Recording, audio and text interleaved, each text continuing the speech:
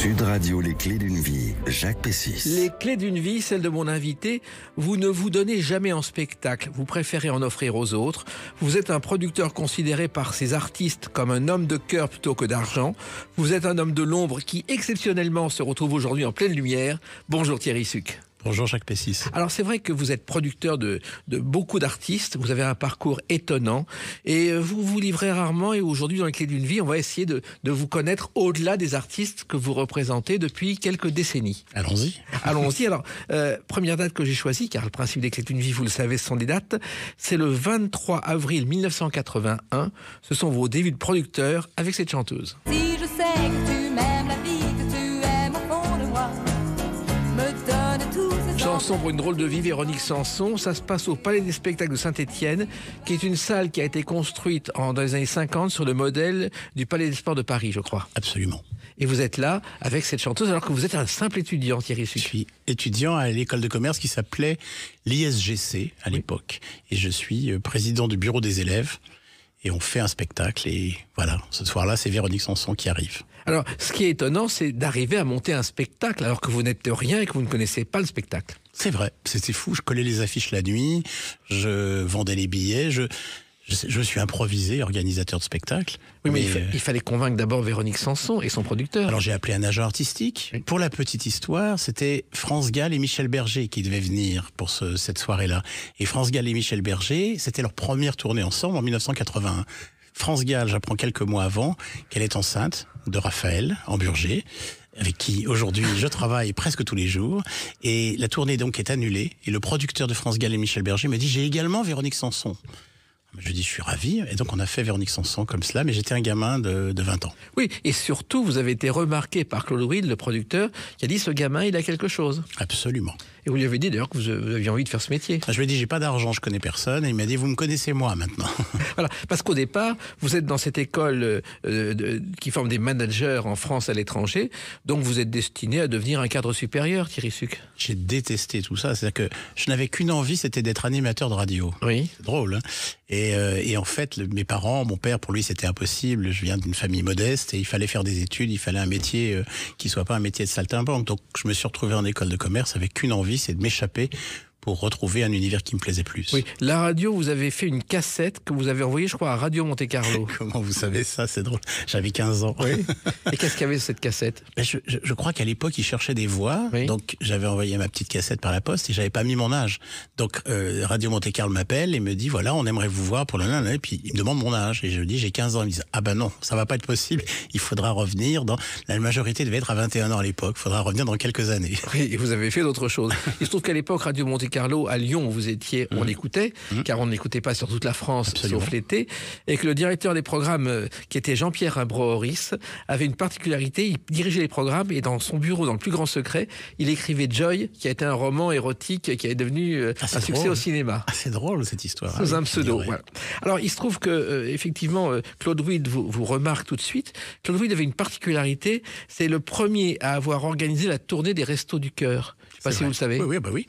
J'étais sur cette tournée, j'accompagnais Jean-Jacques Goldman. Voilà, et il sollicitait toutes les villes, Guy Savoie sollicitait les restaurateurs, et ça a permis de faire la première tournée des Restos du Cœur. Absolument, et on a fini à l'Opéra Garnier. Exactement. Alors, il se trouve que Claude, vous ayant remarqué, vous dit, bah écoute, je vais te déléguer les spectacles, l'organisation des spectacles dans la région. Ce que vous n'imaginiez pas, Thierry Suc. J'avais très envie de ça. Je crois que j'avais très envie. Et le premier spectacle, France Gall ayant accouché de Raphaël, a été France Gall en février 82. Et à l'époque, Claude produisait France Gall, Michel Berger, Michel Jonas, Eddie Mitchell, avec ce catalogue incroyable quand même de Jean-Patrick Capdevielle, enfin beaucoup d'artistes, et puis progressivement des artistes internationaux, Elton John, Tina Turner. Ouais, il se trouve qu'aujourd'hui, il fait un billet régulier sur Internet. savez ça aussi. Où il commente l'actualité. Alors, il se trouve que France Gall et Michel Berger, donc, vous lui faites un rêve puisque vous les emmenez dîner le soir, je crois, à Lyon, dans un bouchon. C'est extraordinaire de se retrouver avec eux. Mercière. Le Mercière. Voilà, absolument. Et c'était pas pourtant des gros mangeurs, tous les deux. Alors ça, j'ai pas de souvenir, mais forcément, pour le gamin que j'étais, j'avais donc 21 ans à ce moment-là, se retrouver à table avec deux immenses artistes qui étaient des idoles pour moi, qui étaient des gens... J'étais très impressionné. C'était la première fois que je dînais avec de grands artistes comme ça. Là. Voilà. Et effectivement, le problème de la nourriture n'était pas un gros problème pour Michel Berger. Lorsqu'il travaillait chez lui, rue de Monceau, le réfrigérateur était toujours vide et c'est France Gall qui arrivait à le remplir de temps en temps. France adorait manger. Oui. Donc elle a la bonne chair. Elle aimait beaucoup ça. Et ce qui est étonnant, c'est que quand il était sur scène, elle était en coulisses et réciproquement. Ah oui? Oui, toujours. Ah oui. Alors, moi, c'est vrai que ça devait être à Paris, parce qu'avec les enfants en province, puisque moi, j'habitais Lyon jusqu'en 1987, Ouais. j'habitais Lyon, et lorsqu'on faisait des spectacles que Claude Will produisait avec Michel Berger, France n'était pas là en coulisses, malheureusement. Alors, il se trouve qu'à l'époque, vous travaillez, vous faites vos études le jour, vous êtes pion la nuit et vous vendez des appartements le dimanche. J'ai dit, Oui, on a le droit de le dire. Oui.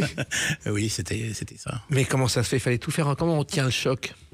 La passion, je crois qu'il n'y a que ça qui peut vous motiver à travailler 7 jours sur 7 et à se dire je vais y arriver. Donc je voulais sortir du milieu social dans lequel j'étais, il fallait que je trouve par tout moyen la façon d'y arriver. Vous aviez un bureau, je crois, peint en rouge, Thierry Suc. Très tôt. Pourquoi? Oui, voilà. Ça, j'avais dû acheter un tréteau chez je sais pas quoi, enfin le magasin de bricolage du coin et j'avais dû trouver ça moche, ce bois, etc. Donc j'en avais pris un rouleau à peinture rouge et le bureau était rouge avec un téléphone blanc. Et comme si j'imaginais que tout le monde allait m'appeler pour me demander de produire son spectacle. Alors personne ne m'appelait, à part Claude Wild. Rouge et blanc, c'était les couleurs de Monte Carlo, donc Voilà. ça tombait bien. Voilà. Alors il se trouve aussi qu'au départ, vous êtes né dans la banlieue lyonnaise, Oulins, je crois que c'est 27 000 habitants, qui s'appelle aujourd'hui Pierre-Bénite Oulins, qui a fusionné. Ah oui? Oui, Alors je suis né à Oulins, j'ai habité Pierre-Bénite et c'est drôle la fusion, j'étais pas au courant. depuis janvier 2024. Ah oui, c'est récent, je suis excusable.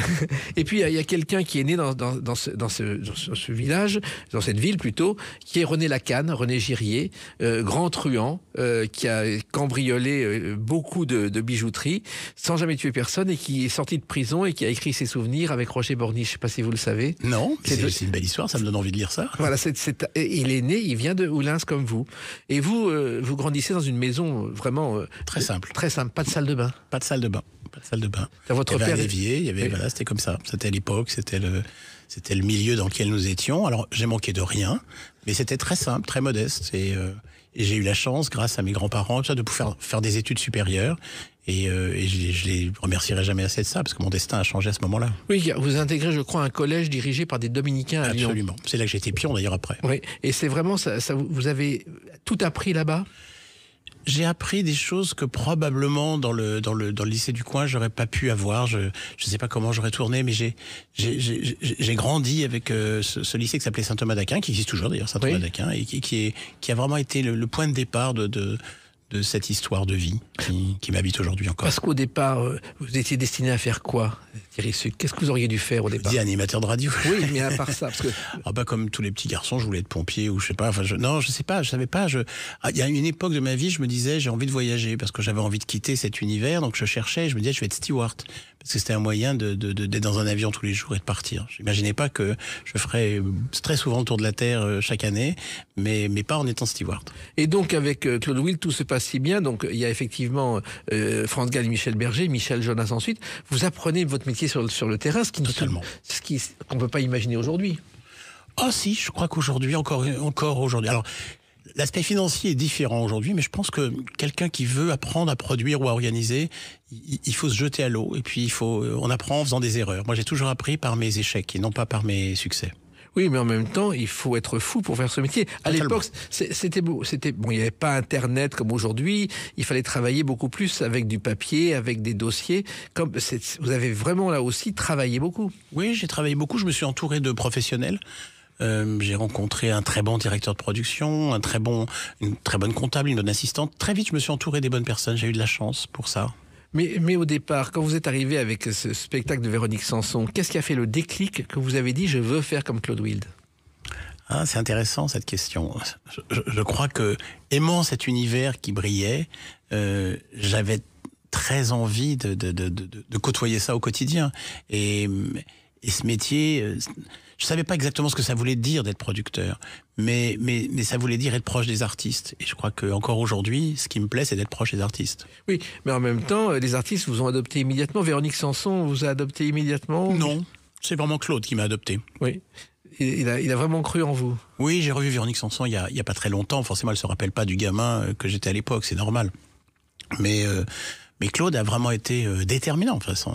Mais j'en reviens à ce gars-là parce que cette salle de Saint-Étienne, il y a 2 ou 3 000 places. Oui.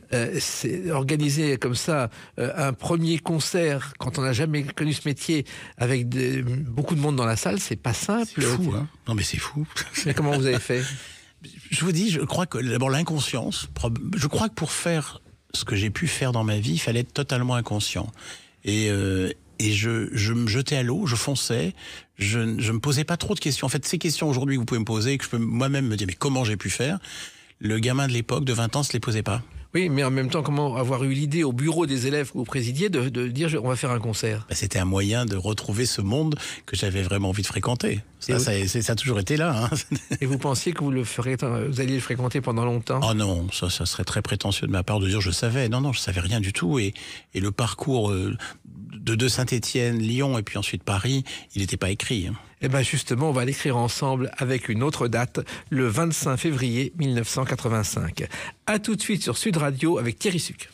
Sud Radio, les clés d'une vie, Jacques Pessis. Sud Radio, les clés d'une vie, mon invité Thierry Suc, producteur, un métier qu'on connaît assez peu, même si tout le monde en parle. Vous avez beaucoup d'artistes sous votre direction, on va en parler tout à l'heure. On a évoqué vos débuts à Lyon et à Saint-Étienne avec Véronique Sanson et France Gall. Et puis vous avez essayé de devenir donc un producteur de spectacle, un homme de l'ombre. Et le 25 février 1985, c'est votre première télé. Les Enfants du Rock, un reportage sur Jean-Jacques Goldman en tournée. Et on vous voit pendant quelques secondes derrière un bureau avec plein de dossiers devant vous, Thierry Suc. Alors, je vous avoue que je me souviens pas vraiment, mais vaguement quand même de cette émission. Jean-Jacques m'avait demandé d'en faire partie. Et c'était c'était les Enfants du Rock, c'est ça, ce que vous disiez. Oui, c'est ça. Et très sérieusement, vous avez un pull multicolore. Ah oui, l'époque, les années 80. Exactement. Vous êtes plein de dossiers ouverts devant vous, vous faites vraiment PDG et vous expliquez comment on organise une tournée, ce que ça peut représenter. J'ai dit beaucoup de bêtises. Non, d'accord. Ça dure 40 secondes et vous expliquez le travail que ça représente de montage, le dîner avec les interprètes, tout ce qui se passe. J'ai jamais revu ça, je crois. Ah, elle existe, l'archive. Ah oui, elle existe. Ah oui, je l'ai regardé donc. Alors, il se trouve que Jean-Jacques Goldman, ça a été effectivement un point important dans votre vie. Ça a commencé par un courrier. Vous lui avez dit un jour, si vous faites des concerts, Jean-Jacques, je veux bien que vous veniez à Lyon. Absolument, et il m'a répondu, ça ne risque pas d'arriver, je déteste les concerts, j'ai quitté mon groupe Taïfong parce que je voulais pas partir en tournée. Voilà. Bon, alors voilà, et pour moi c'était une fin de non-recevoir, mais on est devenus copains quand même. Il vous a répondu tout de suite quand même. Il m'a répondu tout de suite, et puis je vous dis, on a tissé, il était encore à Montrouge, il habitait Montrouge, il était encore au magasin Sport 2000, il travaillait encore là, et puis ça c'était pour le premier album. Le deuxième album est arrivé, Quand la musique est bonne, énorme succès. Et là, tous les producteurs de la place de Paris, Jean-Claude Camus, Gilbert Coulier, Bertrand de Labbé, tout le monde l'appelle. Et il se dit, mais j'avais quelqu'un que j'avais rencontré à Lyon, le petit gars de Lyon, c'est avec lui que je vais travailler. Et c'est comme ça qu'est né ce concert où il y avait effectivement Quand la musique est bonne. Quand la musique est bonne, quand la musique est bonne, quand la musique sort. Ce sont vraiment les débuts de Jean-Jacques Goldman. Moi, je me souviens d'un concert à la Clusaz. J'étais à Radio Monte-Carlo à l'époque. Moi, j'y étais. Voilà. Et on a parlé ensemble. Il m'a dit, vous n'imaginez pas combien c'est difficile de faire une chanson. Il débutait d'écrire et de composer. Il me dit, je ferai pas ça toute ma vie. C'est vrai qu'on sentait déjà le travail que ça représentait. Ah oui, parce que son niveau d'exigence, bon, comme plein d'artistes, hein, mais dans l'écriture, c'est vraiment quelqu'un qui ne laissait rien passer. Donc c'était... Il a travaillé finalement sur une période assez courte, une vingtaine d'années, mais il a délivré beaucoup de chansons qui sont aujourd'hui celles les plus jouées encore en radio. Exactement. Alors je crois que ce sont ses fans qui l'ont décidé à monter sur scène à force de recevoir des courriers. Il a hésité au début. Je crois qu'il avait tellement peur de se tromper, de faire un faux pas. Enfin, c'était dramatique au début. Oui, il m'avait dit je suis pas très intéressant, donc il faut qu'on mette des écrans. Donc on a été les premiers à avoir des écrans sur scène avec des images projetées. Et il avait pensé, en fait, pendant la guerre, ses parents avaient été cachés par les parents de Bernard Schmitt, qui était un jeune réalisateur. Et il s'est dit, j'ai rencontré le petit gars qui organise des spectacles à Lyon. J'ai mes parents qui ont été cachés par les parents Schmitt, et Bernard Schmitt fait de l'image. Je vais les présenter, on va faire un trio. Et c'est ce qui s'est passé. C'est extraordinaire. Pour vous, vous attendiez une telle offre ? Je sais pas, encore une fois, je crois que j'étais inconscient. Je pense que tout était naturel et on avançait. Parce que à l'époque, Jean-Jacques Goldman, bon, il était connu, mais il n'était pas encore la star incontournable et culte qu'il est aujourd'hui, Thierry Sucre. Ah non, pas du tout. C'était un jeune chanteur qui était même assez controversé, c'est-à-dire qu'il y avait des critiques presse très violentes contre lui, vous le savez, vous les avez sans doute relues, il y avait des choses vraiment qu'on pourrait même plus écrire aujourd'hui. Exactement. Et d'ailleurs, quand il a parlé de ses tournées, au bout de quelques jours, il a dit « Le glaçon que j'étais commence à se dégeler et à prendre du plaisir ». Ah, c'est drôle ça. Ouais. Et c'est vrai qu'il a fini par aimer être sur scène. Oui, oui, vraiment. On a fait beaucoup de tournées. Chaque tournée, c'était 160, 180 concerts, donc ça nous représentait beaucoup de temps. Et ensuite, il rentrait en studio, il faisait un album, et on repartait en tournée. C'est-à-dire, il a enchaîné pendant 2 décades beaucoup de spectacles, oui, de concerts. Mais surtout, les tournées étaient avec des moyens modestes. Thierry Sucre, je crois que vous conduisiez la voiture. La première, la deuxième, peut-être. Oui. Et en même temps, il y avait le spectacle et vous faisiez les comptes le soir. Je faisais tout, oui. C'est ça. Je conduisais la voiture, je faisais le jogging avec lui. Ensuite, on arrivait, il montait sur scène et moi, je faisais les comptes. Voilà. Et à la Claude Will, d'ailleurs, j'avais appris avec Claude. Claude faisait pas de jogging. C'est la seule chose. Le jogging était obligatoire ? Obligatoire.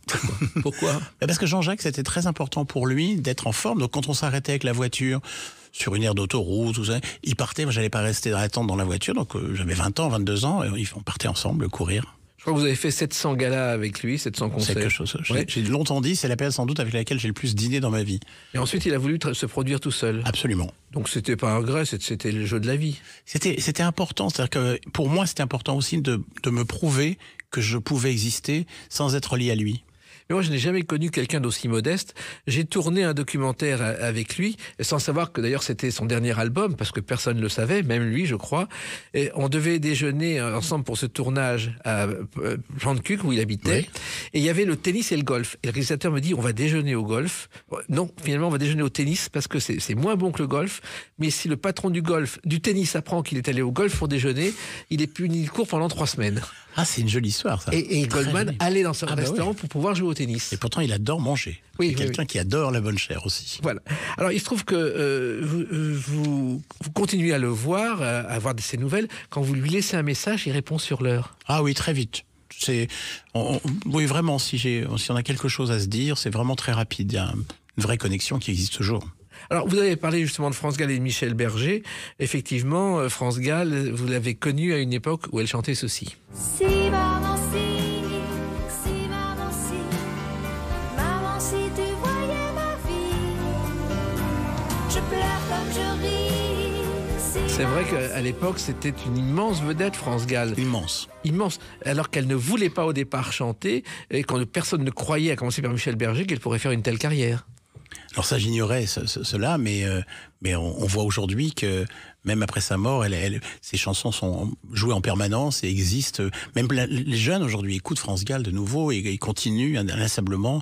On a des publicités qui sont avec les musiques de France Gall dans plein de pays, en Europe, en Allemagne. Il y a récemment une publicité avec la chanson Ella.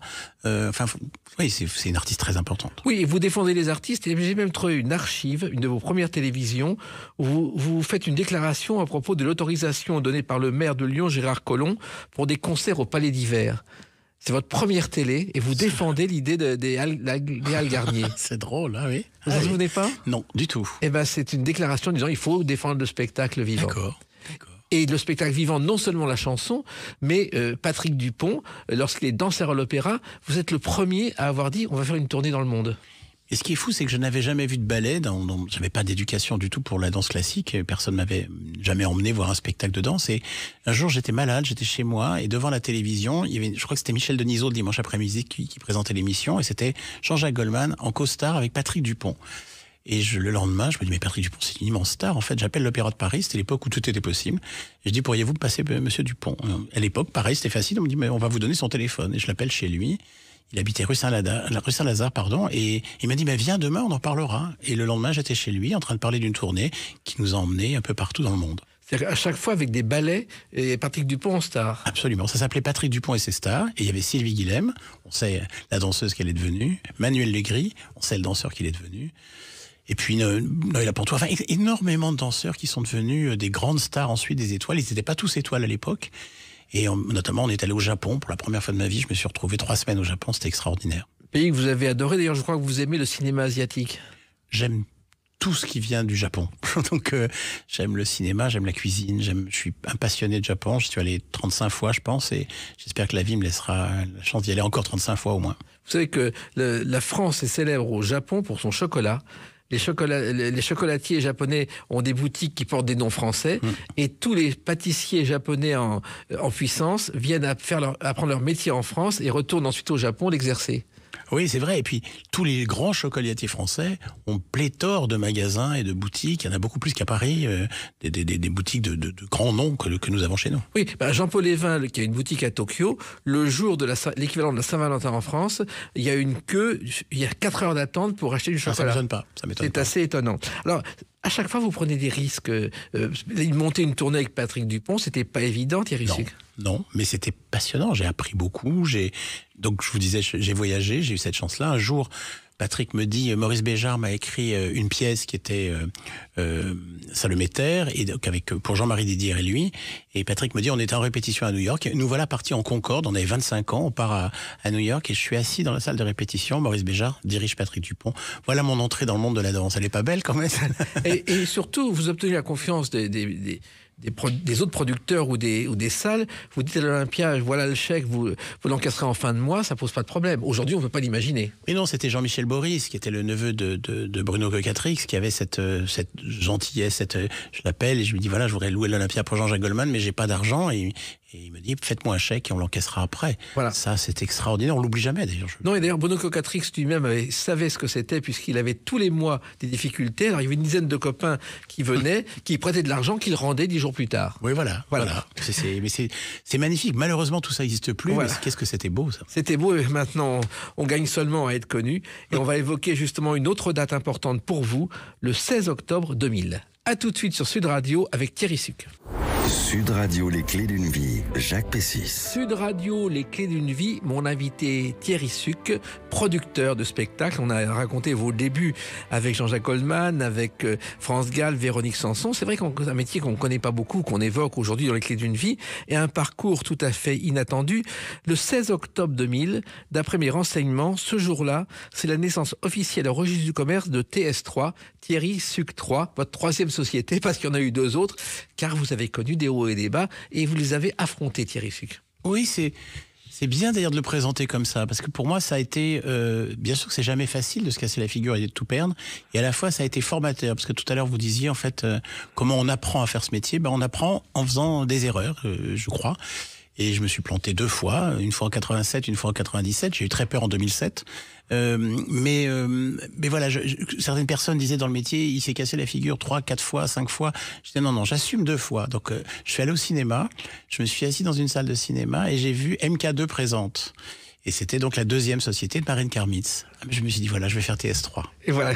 D'ailleurs, le cinéma, justement, je me souviens d'un producteur avec qui je déjeunais. À 14h, il a les chiffres d'un film important. Il regarde, il dit, je suis ruiné. Et on a continué à déjeuner tranquillement. Mais c'était un merveilleux producteur, parce que ça veut dire que c'était un vrai producteur. Exactement. Et comme vous, où le cœur est plus important que le chiffre. Alors, votre première mésaventure, ça a été avec cet artiste. Up until 1 century ago, there lived in the Zaiduan province. Class Spider, David Bowie, une tournée mondiale après la sortie de l'album Never Let Me Down, et vous vous retrouvez dans cette aventure, Thierry Sucre. C'était le rêve de mon adolescence, c'est-à-dire que le petit gars de Pierre Bénite dont vous parliez tout à l'heure, il avait fait un rêve à 15 ans qui dînait avec David Bowie, ce qui était la chose la plus improbable qui puisse arriver, bien évidemment. 10 ans plus tard, non seulement il dînait avec David Bowie en tête-à-tête à Toulouse, mais en plus il le produisait. Alors oui, je me suis cassé la figure, et c'est pas mal. J'ai réalisé mon rêve et j'ai tout perdu. Et c'était bien finalement, parce que sinon je serais devenu fou. Mais ce dîner, c'était extraordinaire parce qu'il vous a proposé, je crois, de goûter son plat. Vous savez tout. Oui, c'était très drôle quand vous avez David Bowie en face de vous qui dit « Oh, do you want to try my cassoulet ?» Et je me dis, David Bowie me demande si je veux manger dans son assiette son cassoulet. Là, je pensais même pas aller jusque-là le jour où j'en rêvais. Et il se souvenait de votre prénom. Absolument. Dans l'ascenseur, il m'a dit « Have a good night, Thierry ». C'est fabuleux. C'était incroyable. Alors, il se trouve que ce spectacle, qui était important, c'était un spectacle théâtral avec des passages scénarisés intercalés entre les chansons. Et ça vous a donné presque des idées, car c'était novateur à l'époque, Thierry Sucre. Ah oui, et puis surtout dans un stade. On était à la Courneuve à Paris, et c'était incroyable de faire en effet, comme vous le dites, un spectacle très théâtral dans un lieu aussi grand. Il y avait une araignée gigantesque qui ne rentrait pas dans tous les théâtres. Oui, c'était dans des grandes scènes. Et il descendait, lui, assis sur un siège avec un téléphone à la main. Enfin, c'était en effet pour l'époque très novateur. Comment vous étiez arrivé dans cette aventure? Ah là, ça serait une longue histoire. Je pense qu'une émission suffira pas. C'est grâce à ma rencontre avec un monsieur qui a aussi beaucoup compté pour moi, c'est Albert Koski. Producteur connu. Et je me disais, il faut que j'arrive à le rencontrer pour faire David Bowie. Et donc, c'était un moment où Albert a eu des soucis. C'était compliqué pour lui à son tour. Et je suis venu, moi, en tant que producteur de Jean-Jacques Goldman, avec des moyens financiers où j'ai pu l'aider. Et puis, on est devenu proches. C'est devenu quelqu'un de très important dans ma vie. Et un jour, il m'a dit, mais qu'est-ce que je peux faire pour te remercier? Je lui ai dit, je veux faire David Bowie. Et il a coproduit avec vous David Bowie. Voilà. Mais vous mesuriez le risque que ça représentait de faire un tel spectacle? Non, pas du tout. C'était le rêve de ma vie. Je vais pas compter. On compte pas pour faire le rêve. Exactement.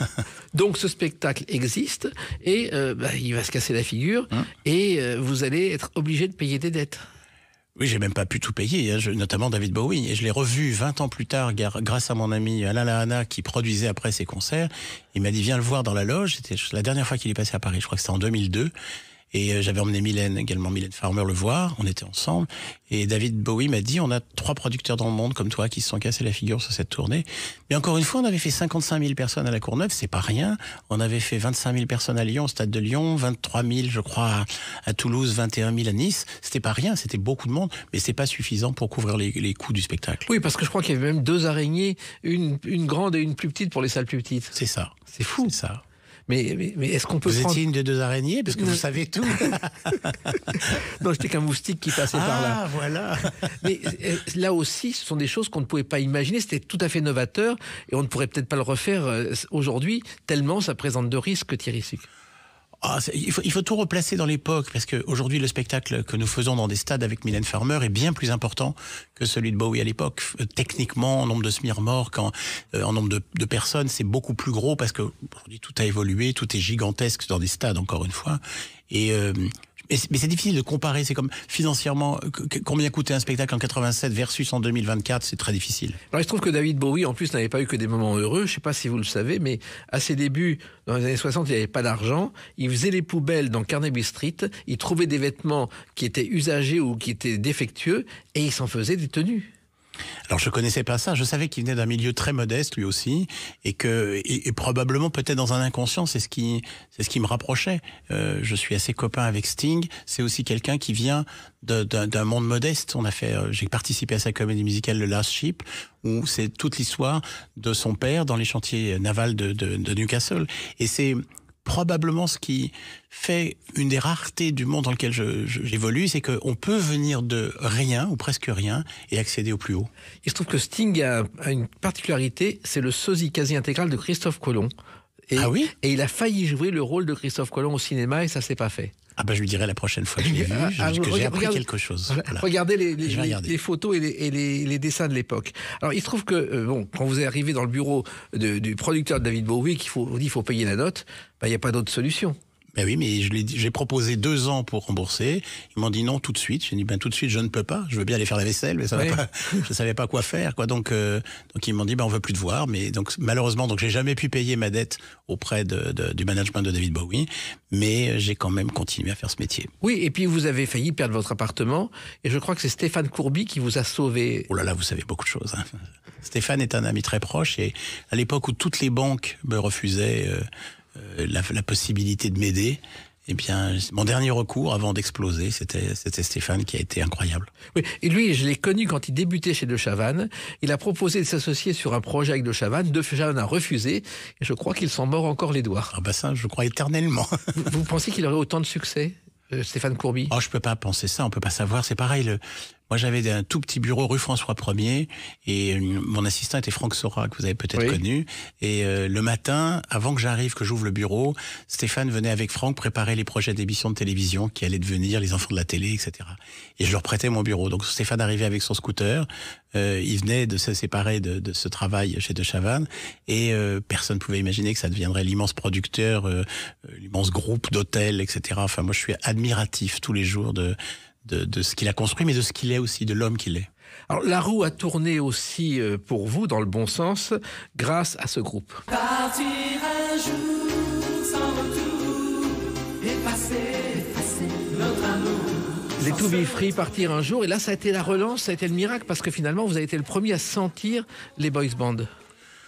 Je sais pas si j'ai senti, en fait, il se passait un phénomène énorme sur les boys bands et on m'appelle et on me dit, est-ce que tu veux produire les To Be Free? C'est comme un cadeau quand on n'a plus rien, tout d'un coup, qui arrivait sur un plateau, et je dis, bah, bien sûr.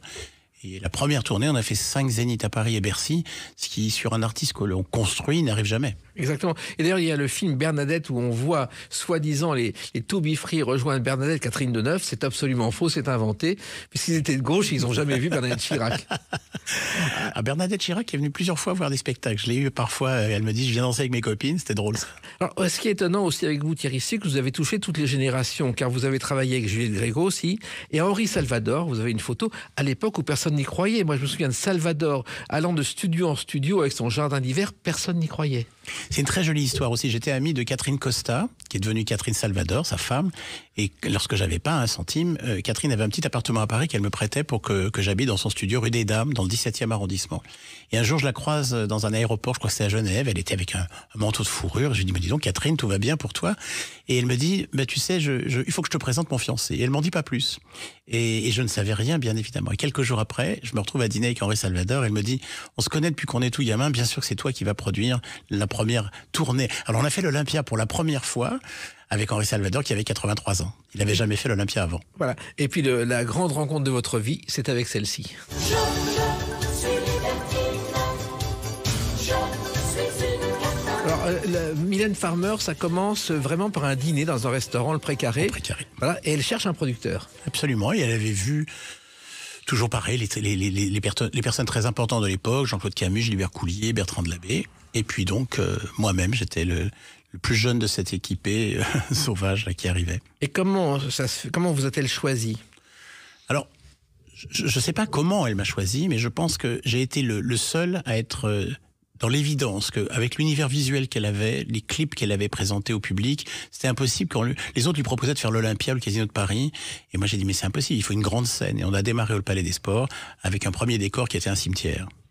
Oui, et ça a marché tout de suite. Et ça a marché, on a fini à Bercy quelques mois plus tard.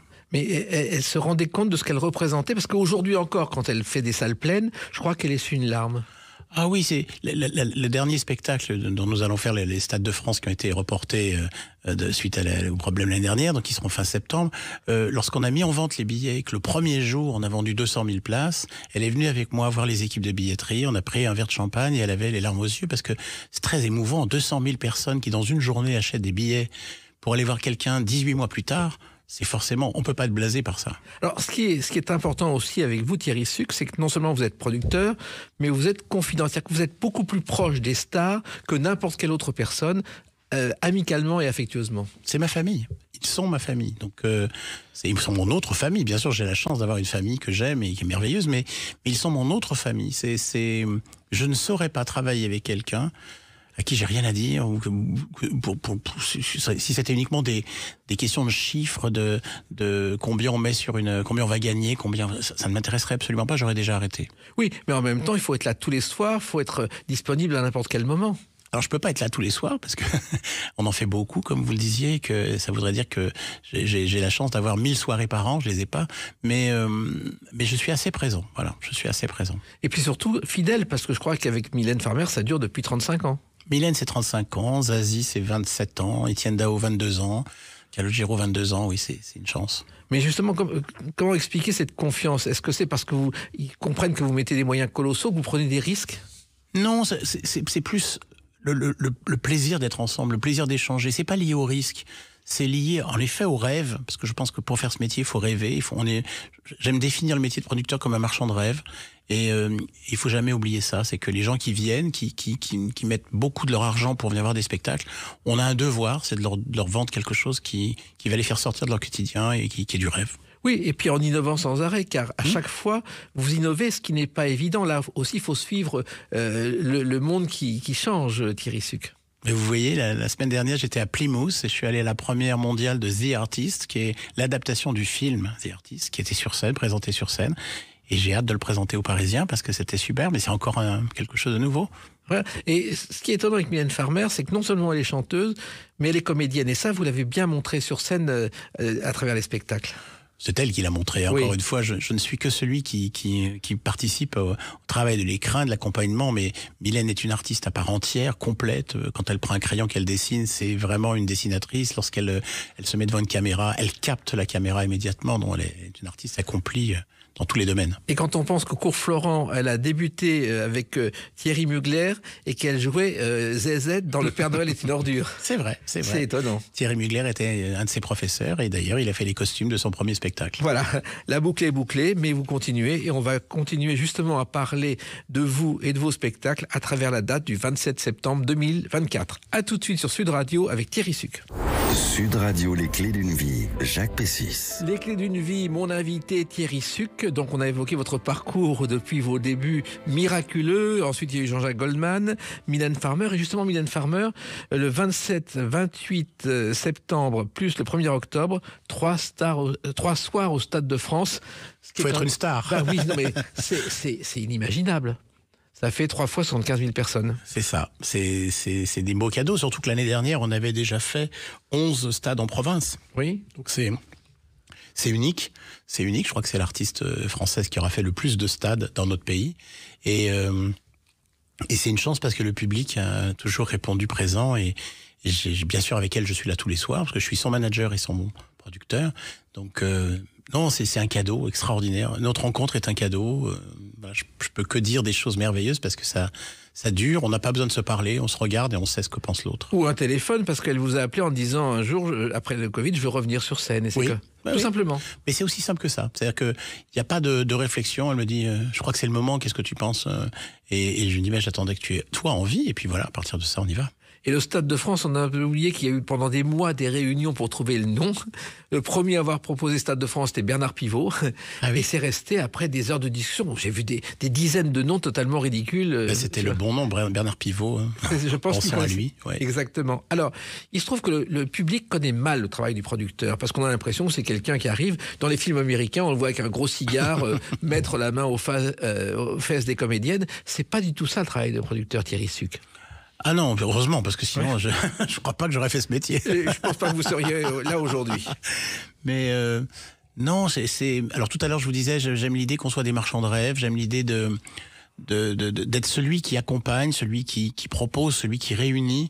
Lorsqu'on fait des réunions de production dans mon bureau, il y a des équipes de light designers pour les lumières, des gens qui font du son, qui font des images. Aujourd'hui, les technologies sont de plus en plus présentes. Il y a des gens jeunes maintenant qui arrivent avec des capacités incroyables. C'est ce qui est formidable. Et le marketing, qu'est-ce qu'on va faire comme affiche, qu'est-ce qu'on va faire comme publicité, quelle radio on va choisir, quelle télévision on va choisir. C'est un métier très large et vraiment passionnant. Oui, mais il faut suivre tout. C'est énormément de travail. Oui.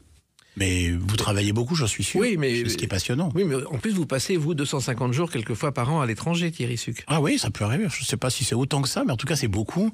Et c'est aussi la curiosité, parce que si je vais à l'étranger, c'est pas pour me promener, pour visiter, c'est pour essayer de trouver de nouvelles idées. Là, je suis allé voir Le Voyage de Chihiro qui a été adapté sur scène. Miyazaki a donné ses droits et j'espère bien pouvoir le présenter au public français un jour.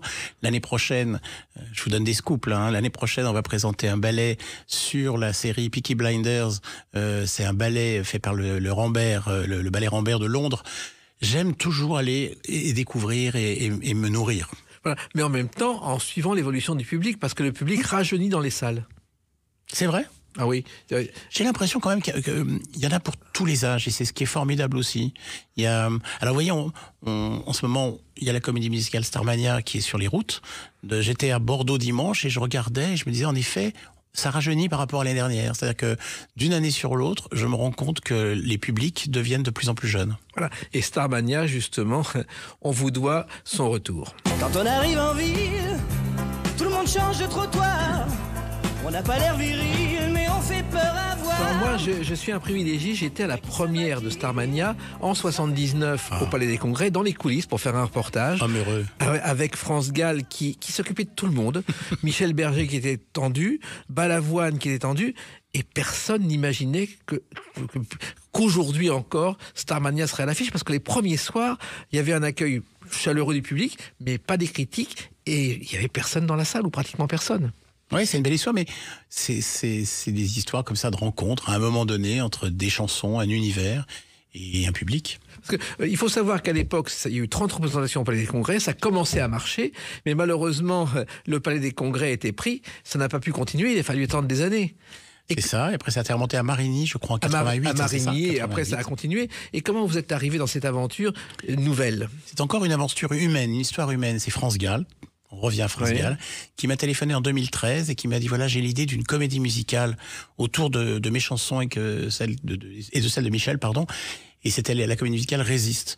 Et est-ce que tu veux venir à la maison pour qu'on en parle et qu'on voit? Donc j'étais jamais allé chez elle. Et je suis rentré dans cet appartement de la rue de Monceau où il y avait le piano de Michel Berger. J'étais très ému. Au pied de l'escalier. Au pied de l'escalier, voilà. Et France m'a mis des musiques de chansons que je connaissais. Tout d'un coup, j'avais les larmes dans les yeux. Je me disais tout d'un coup, le petit garçon, le jeune homme qui avait démarré avec elle son premier concert en 82, il se retrouvait dans son appartement et elle me demandait si je voulais bien produire sa comédie musicale. Donc on a fait cette comédie musicale Résiste qui malheureusement a ouvert le 4 novembre 2015 et 9 jours plus tard, il y avait les attentats du Bataclan. Donc forcément, c'est un spectacle c'est comme un avion au décollage. Si les réacteurs tombent en panne quand on décolle, c'est compliqué et les gens n'allaient plus dans les salles de spectacle. Donc on a un petit peu du mal à tenir le cap. Et France m'a dit, je voudrais te faire un cadeau. Et je n'osais imaginer. Elle m'a dit, voilà, ça fait 20 ans que je refuse les droits de Starmania pour X ou Y raison. Je te donne mes droits, donc ceux de Michel Berger, pour que tu avances, pour remonter Starmania. Et vous êtes parti du livret complètement pour refaire un nouveau Starmania, Thierry. C'était essentiel, là, avec les discussions qu'il y a eu avec Luc Plamondon et avec Raphaël Amburger, et puis Thomas Joly qui a rejoint l'équipe ensuite. La première des choses, la plus importante, c'était de repartir de l'histoire, qui est une histoire incroyable, écrite en 78. Et quand vous allez voir cet opéra rock, vous voyez que c'est exactement ce que nous vivons aujourd'hui. C'est plus le futur, c'est aujourd'hui. Mais au départ, d'ailleurs, c'était Angelina Jolie. C'était un fait divers qu'il avait vu une femme... Angelina Dumas, pardon. Angelina Dumas, oui. Excusez-moi. Mais elle était jolie quand même. Elle était très jolie. Il se trouve que Michel Berger avait lu que Patricia Hearst, la fille de Wanda Hearst, était en prison, avait suivi ses kidnappeurs. Il a eu l'idée. Et puis un jour, je crois que c'est France Gall qui entend Diane Dufresne chanter. Et elle dit, tu devrais appeler le parolier. Il l'a appelé en pleine nuit, parce qu'il ne connaissait pas le décalage horaire. Et c'est comme ça que ça a commencé. Ah non, mais c'est une histoire aussi, une histoire humaine, encore une fois.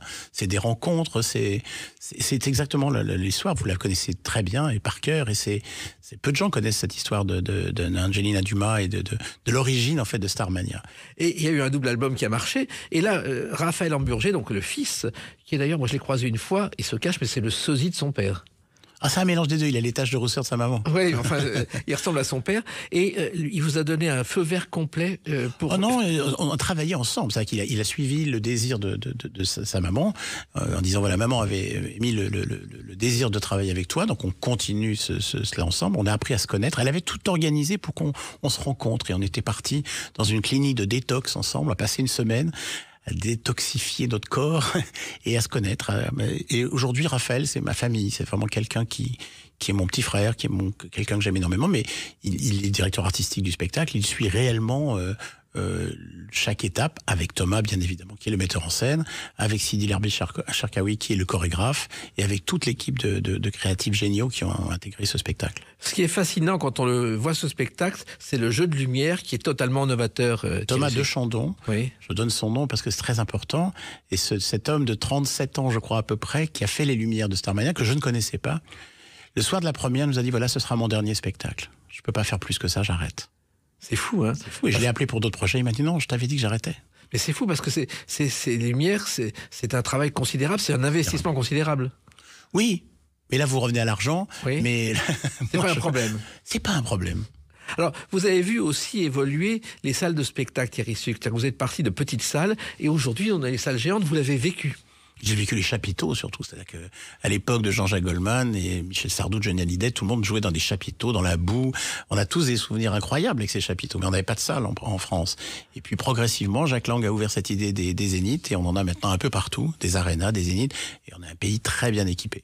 Et il se trouve aussi que ce qui continue, c'est les festivals l'été. Là, c'est des chapiteaux. Et là aussi, même l'été, vous organisez des festivals. Parce qu'à l'époque, il y avait les tournées des radios avec des podiums et 5000 personnes le soir pour un spectacle gratuit. Là, les temps ont changé, mais les festivals, ça fonctionne. Ça marche très fort. Alors, je n'en organise pas personnellement, mais j'accompagne mes artistes qui vont dans des festivals.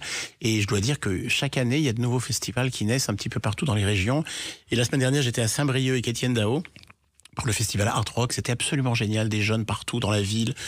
C'est vraiment un grand moment de rassemblement, de fête, de partage. Et cette année, je crois que cet été, il y a Zazie, il y a Calogero. Enfin, là aussi, il faut suivre les tournées parce que c'est pas évident non plus d'être Non, partout mais à la c'est une fois. chance. Vous voyez, Étienne Dao va jouer aux Arènes de Nîmes avec Patti Smith ce soir-là. Calogero va aussi être aux Arènes de Nîmes. Zazie va être dans des festivals formidables. On va faire... Enfin, il y a plein de lieux. Vraiment, comme vous le disiez, il y en a beaucoup qui arrivent, des grands. Parfois, il y a 40 000 personnes par soir, 50 000, et puis d'autres soirs où il y en a 3 000. Et c'est génial. Et puis, il y a un miraculé, c'est Renaud. Oui. Parce que ça, moi, j'ai vu Renaud à la Pizza du Marais, qui débutait en 74. Personne n'y croyait. Il était sur une petite scène, il chantait la Java Changeois, et personne n'aurait imaginé qu'il deviendrait culte. Ah, c'est génial cette histoire, elle est très belle aussi. Hein. C'est C'est-à-dire très que, joli, oui. Lui, le faire remonter sur scène, c'était aussi un pari, Thierry Suc. Mon envie, lorsqu'on en a parlé, lorsque son agent Bertrand Delabé m'a appelé, m'a dit voilà, qu'est-ce que vous pensez Thierry d'accompagner Renaud dans une tournée? J'ai dit il faut que ça soit quelque chose qui soit pas dans les grandes salles. Le titre est venu de Renaud, dans mes cordes. C'est-à-dire qu'avec le double sens, on a beaucoup de cordes sur scène, on a 8 cordes, et puis il fait ce qu'il peut au niveau de vocalement. Tout le monde dit il chante plus que ça, c'est pas le problème. Il se passe quelque chose de magique. Dans des salles de 1000 à 2000 places, il fallait pas être dans des zéniths cette fois-ci, il fallait qu'il y ait une proximité et la chance d'être près de ce poète et de cet artiste incontournable de la chanson française. Et puis il y a l'humour, car je crois que ça a commencé avec Valérie Lemercier. Absolument. Et que vous vous êtes lancé des aventures du seul en scène qui est tout aussi risqué que les moins C'est onéreux. différent, c'est Oui. différent. Il n'y a pas la maison de disque, on est en lien direct avec l'artiste. C'est déjà quelque chose. Voilà, mais on ne sait pas combien du coup l'artiste aura vendu. Il n'y a pas les ventes Oui. d'albums qui donnent un indice, etc. Mais bon, j'ai eu la chance que ce soit Valérie qui m'appelle en premier pour me demander, donc démarrer avec une star, c'était plus facile. Je crois que c'était au Palace à l'époque. C'était à la réouverture du Palace, absolument.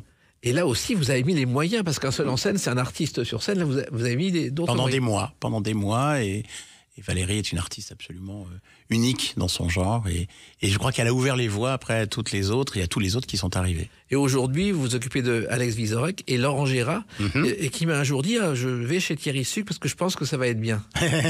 C'est un très beau spectacle qu'on vient de démarrer, qui a ouvert la semaine dernière.